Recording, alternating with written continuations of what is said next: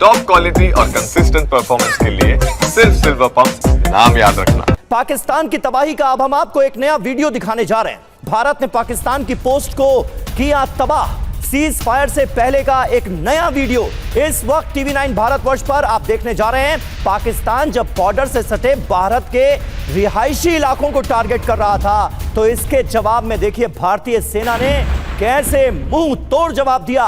Pakistani post को तबाह कर दिया गया। ये तस्वीरें आप देखिए।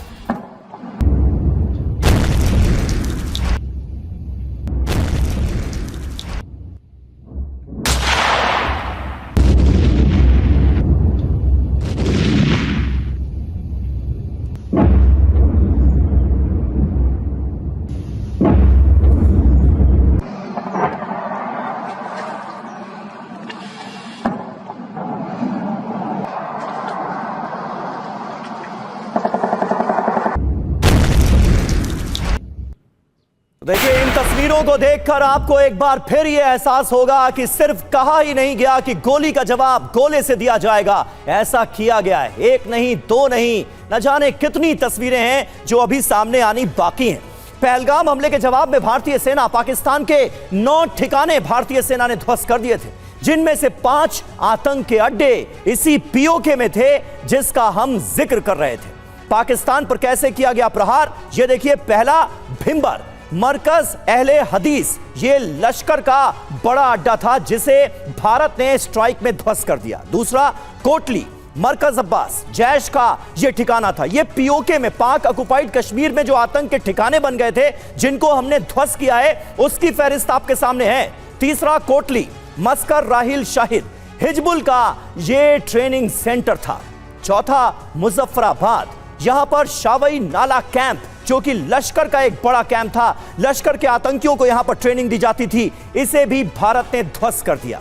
मुजफ्फराबाद में एक और स्ट्राइक हुई, सैयदना बिलाल कैंप में।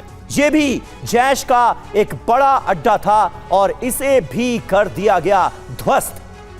मुझे लगता है बंसल साहब, मनीष ने प्रोग्राम की शुरुआत में जो बात कही थी वो बहुत अहम है। पीओके की सफाई बहुत जरूरी थी, तो ऑपरेशन सिंदूर के जरिए पीओके में मौजूद तमाम आतंकी ठिकानों पर एक साथ स्ट्राइक करके वो सफाई की गई है। सफाई हो गई है। अब पीओके को भारत में लाने की मुहिम शुरू होने वाली है क्या? बिल्कुल एकदम होने वाली है। ये सफाई हो गई है वहाँ से। हालांकि मनीष ने बड़ा अच्छा कहा कि तैयारी पूरी होनी चाहिए और चाइना का भी उसमें इंटरेस्ट रहेगा, लेकिन मैं यहाँ पर एक बात ये कहना चाहूँगा कि चाइना का जो सीपैक कॉरिडोर है वो पीओके से भी गुजरता है और बलूचिस्तान में भी गुजरता है, लेकिन बलूचिस्तान से उनके पैर उखड़ गए हैं। उनके जितने भी चाइनी लोग, कम से कम 60-70 को मार दिया है। जिस तरह से बलूचिस्तान सफाई करता जा रहा है, तो चाइना का ये सीपैक जो कॉरिडोर है ये तो फेल हो जाएगा, ये नहीं चलेगा आगे।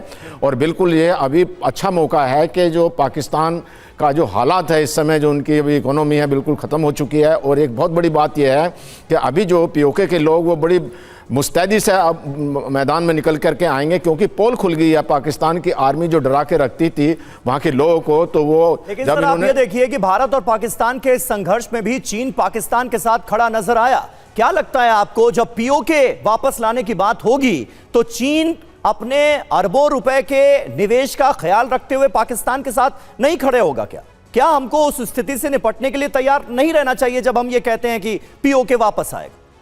देखिए, तैयार तो रहना है, लेकिन चीन को भी एक्सपोज कर दिया गया। उनके जितना भी एयर डिफेंस सिस्टम है, चाहे वो आप HQ-9 ले लीजिए या HQ-16 ले लीजिए, वो ख़त्म हो गया। उनकी PL-16 जो 15 मिसाइल्स थी उसकी कोई कामयाबी नहीं। उसको कुछ मिसाइलें तो बिल्कुल ऐसी की ऐसी गिरी हैं, वो बस्ट भी नहीं हुई। फोटो जो आ रहे थे सफ़ेद सफ़ेद बिल्कुल एकदम, तो चीन के जो औजार, जो हथियार हैं, वो बिल्कुल एकदम एक्सपोज हो गए हैं। इस समय जो चीन का एक मार्केट भी गिर गया है उनके हथियारों का, तो चीन एक्सपोज हो चुका है। वहाँ की फ़ौज की जो है ताकत बिल्कुल ख़त्म हो चुकी है। और आपने देखा होगा जब इमरान खान को अरेस्ट किया था उस समय जो है जनता और कमांडर के घर में घुस गई थी, वहाँ पे उनके फ्रिज तक को लूट लिया था। तो इस प्रकार से जनता का जो बिल्कुल डर ख़त्म हो गया है पाकिस्तान की आर्मी के ऊपर। और ये जो युद्ध हुआ है, इस युद्ध के दौरान में जो युद्ध क्या है, जो ये ऑपरेशन हुआ है भारत ने जो इनको मारा है, तो उससे तो बिल्कुल ये मुंह दिखाने के काबिल नहीं है। हालांकि कोशिश कर रहे हैं, लेकिन अब जनता को समझ में आ गया है पाकिस्तान की कि पाकिस्तान की आर्मी सबसे ज़्यादा दुश्मन है।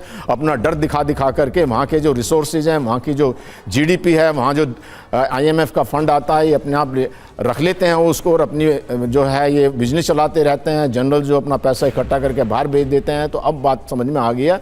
अब मुझे लगता है कि पाकिस्तान की जो आर्मी के अंदर भी काफ़ी विद्रोह है। पाकिस्तान की आर्मी भी छिन्न भिन्न हो जाएगी और पाकिस्तान के टुकड़े होने से कोई नहीं रोक सकता। POK को वापस में भारत में मिलने से अभी कोई नहीं रोक सकता।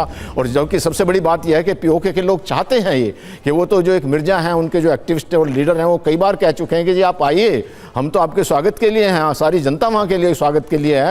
तो अब जो POK तो भारत में मिलकर ही रहेगा और पाकिस्तान के टुकड़े हो जाएंगे। और हो सकता है आर्मी की जो ये वहाँ पे ये ख़त्म हो जाएगी, जो आर्मी की दहशतगर्दी है, रूल है, आर्मी की दहशतगर्दी है। अभी देखिए बलूचिस्तान के अंदर तो सीधी दहशतगर्दी है, सीधे। और भारत में जो है इनके जो दहशतगर्द के रूप में इनके तो सब कमांडो वगैरह होते थे जो यहाँ पे आते थे, वही उनको ट्रेनिंग देते थे, वही लोग हैं। तो जो पूरी एक नॉन बात है सर। और आप जिसका जिक्र कर रहे हैं, न सिर्फ POK बल्कि बलूचिस्तान से भी लगातार ये आवाजें उठ रही हैं कि हम पूरी तरह से भारत के साथ हैं, पाकिस्तान के खिलाफ हैं। ये बार बार दोहराया जाता रहा वहां के तमाम एक्टिविस्ट के तरफ से, वहां की आवाम की तरफ से।